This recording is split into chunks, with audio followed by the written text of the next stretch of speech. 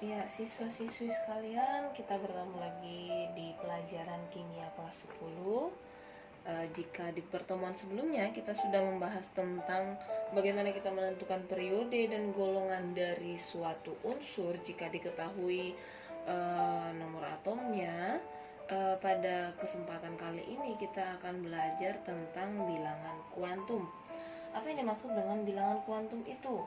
Ya, bilangan kuantum itu adalah gambaran posisi elektron dari suatu atom. Ya, jadi ada 4 bilangan kuantum. Yang pertama ada bilangan kuantum utama atau yang dilambangkan dengan N kecil. Ini nanti menyatakan kulit atom. Ya, jadi nanti kalau dia di kulit K nilainya 1, di kulit L nilainya 2, di kulit M nilainya 3, di kulit N nilainya 4, dan seterusnya. Selanjutnya, ada yang disebut dengan bilangan kuantum azimut, dilambangkan dengan L kecil. Ini untuk menyatakan subkulit. Jika dia di subkulit S nilainya 0, di subkulit P nilainya 1, di subkulit D nilainya 2, di subkulit F nilainya 3. Kemudian ada yang disebut dengan bilangan kuantum magnetik. Ini untuk menyatakan orbitalnya. Jadi nanti kalau misalnya dia di subkulit S kotaknya hanya ada 1, di subkulit P kotaknya ada 3, ya, ini 0 min 1 plus 1. Kemudian kalau dia di subkulit D kotaknya ada 5, di subkulit F kotaknya ada 7, ya. Ini sesuai dengan jumlah maksimal elektron yang sudah kita bahas. Jadi S itu maksimal elektronnya 2. Jadi satu kotak ini maksimal diisi oleh 2 elektron, dan seterusnya sampai F itu nanti maksimal diisi oleh 14 elektron. Kemudian yang terakhir ada yang disebut dengan bilangan kuantum spin yang dilambangkan dengan S. Ada 2 arah spin nanti. Kalau dia yang arah ke atas, ini namanya arah ke atas, nilainya adalah plus setengah. Kalau dia yang arah ke bawah, nilainya adalah min setengah. Baik, seperti yang sudah saya sampaikan tadi, bilangan kuantum ini digunakan untuk menyatakan posisi elektron dalam suatu atom, ya. Nah, bagaimana contohnya? Kita ambil contoh ya di sini.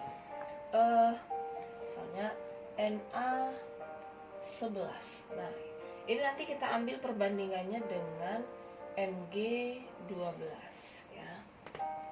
Oke, kita buat konfigurasinya. Berarti ini konfigurasinya adalah 1s2, 2s2, 2p6, dan 3s1. Ini juga kita buat konfigurasinya 1s2, 2s2, 2p6, dan 3s2.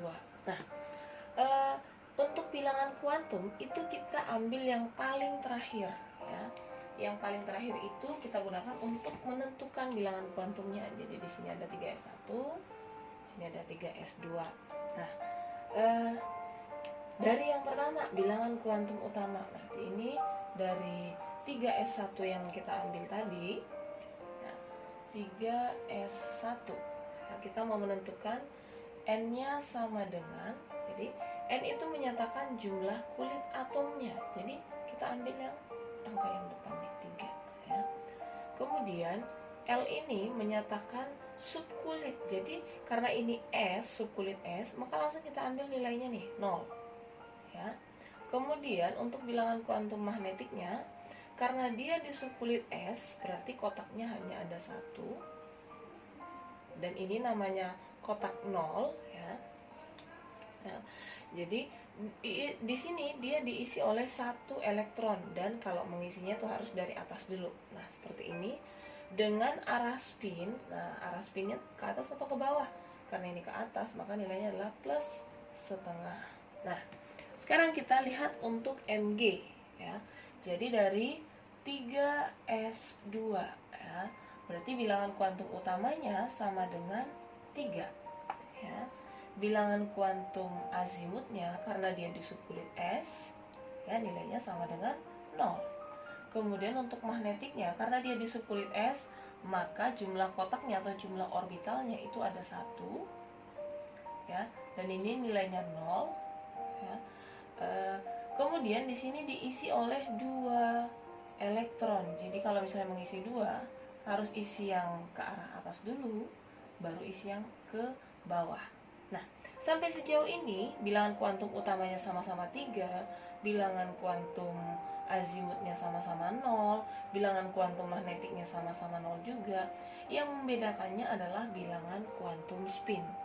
Dimana yang di sini tadi bilangan kuantum spinnya yang terakhir diisi adalah arah ke atas, yang di sini yang paling terakhir kita isi adalah yang arah ke bawah, nilainya adalah -1/2. Jadi ini kalau misalnya kita ambil ke perumpamaan ya, misalnya si A dan si B itu sama-sama tinggal di Jalan Kenari ya. Ternyata rumah mereka sama-sama rumah nomor 30.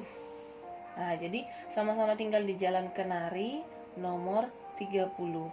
Nah, untuk membedakan alamatnya supaya misalnya ada surat atau apa dari kurir tidak bingung, maka ada satu rumah yang dibikin rumah A, ada yang dibikin B. Jadi misalnya Jalan Kenari nomor 30A, ada Jalan Kenari nomor 30B.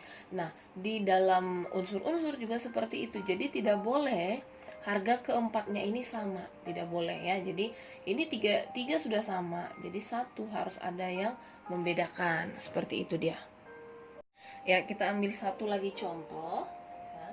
Misalnya F nomor atomnya 9, kita disuruh untuk menentukan bilangan kuantum. Jadi langkah pertama yang kita lakukan adalah menentukan konfigurasi elektronnya, yaitu 1s2, 2s2, dan 2p5. Nah, kita mau menentukan bilangan kuantum dari konfigurasi elektron yang sudah diketahui, berarti kita ambil yang paling terakhir ini, 2p5 ya. Nah, dari sini kita mengambil berarti bilangan kuantum utamanya adalah angka yang di depan ini, 2. Bilangan kuantum azimutnya, bilangan kuantum azimut melihat dari S, P, D atau F, karena dia di subkulit P maka nilainya adalah 1. Kemudian untuk bilangan kuantum magnetiknya ya, karena dia di subkulit P tadi, kotaknya ada sebanyak 3.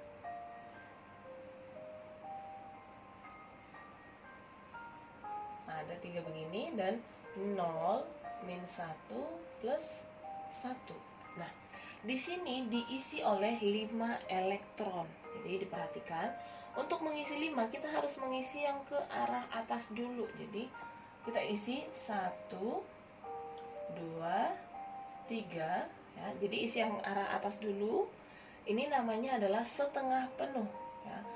Diisi setengah penuh dulu, baru setelah sudah setengah penuh seperti ini, baru boleh kita isi dengan arah spin yang berlawanan. Jadi ini kan tadi ada 5 nih, baru kita isi 3, berarti 4 dan 5. Nah, gitu dia.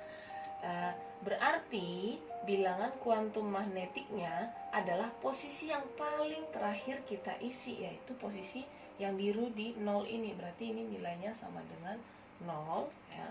Dengan arah spin pun yang terakhir kali kita isi ini, jadi arahnya ke bawah, maka nilainya adalah -1/2. Nah, kira-kira seperti itu dia menentukan bilangan kuantum. Baik, untuk memperdalam pemahaman kalian, coba dikerjakan soal tugas ini ya.